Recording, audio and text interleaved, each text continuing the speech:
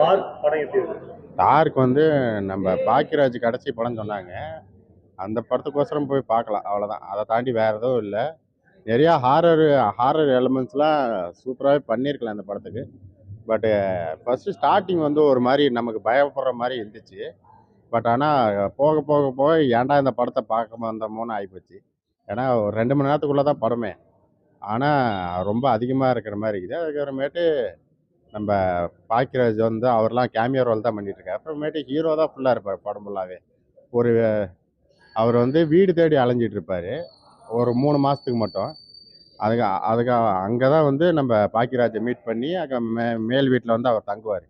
அங்கே பேய் இருக்குதுன்னு எல்லாரும் நம்பிட்டு இருப்பாங்க. இவர் பேய் இல்லைன்னு போய் உள்ளே போய் உட்காந்துக்குவார். அதுக்கப்புறமேட்டு அந்த பேய் என்ன பண்ணுச்சு அதான் கதை. ஒரு மாதிரி போர் அடிக்கிற மாதிரி தான் இந்த படம் ஃபுல்லாக. நமக்கு இன்ட்ரெஸ்டிங்காக இல்லை. எனக்கு பர்சனலாக படம் பிடிக்கல. உங்களுக்கு எப்படின்னு தெரியல. பட் ஆனால் எனக்கு பர்சனலாக படம் பிடிக்கல.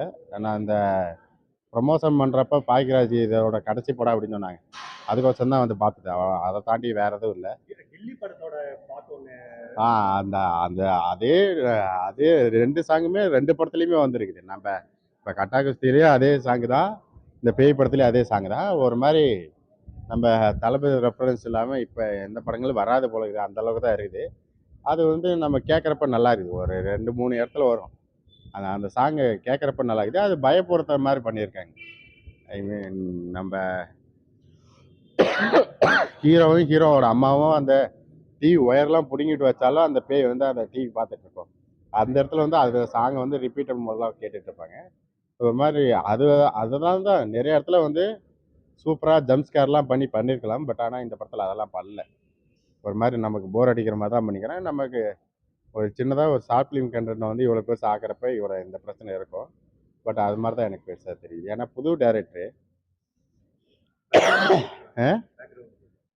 பேக்ரவுண்ட் மியூசிக் அது சாம் சிஎஸ் தான் போட்டிருக்க மாதிரி தான் சொன்னாங்க. எனக்கு மேபி தெரியல எனக்கு. பட் ஆனால் சாம் சிஎஸ் தான் நினைக்கிறேன் இல்லையா?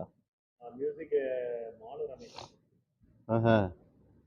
அதான் மியூசிக் ஒரு மாதிரி நல்லா தான் இருக்குது. பட் ஆனால் இந்த படத்துக்கு வந்து இன்னும் கொஞ்சம் ஆர்ஆர் எலிமெண்ட்லாம் இருக்குதுன்னா நிறையா போட்டாகணும். நம்ம சாம் சிஎஸ் சூப்பராக போடுவார். அந்த மாதிரி போட்டிருந்தாங்கன்னா நல்லா இருந்திருக்கும்னு நினைக்கிறேன். ஓவராலாக வந்து இந்த படத்தை பார்க்கறதுக்கு நீங்கள் கம்முன்னு இருக்கலாம், வீட்டில் இருக்கலாம்.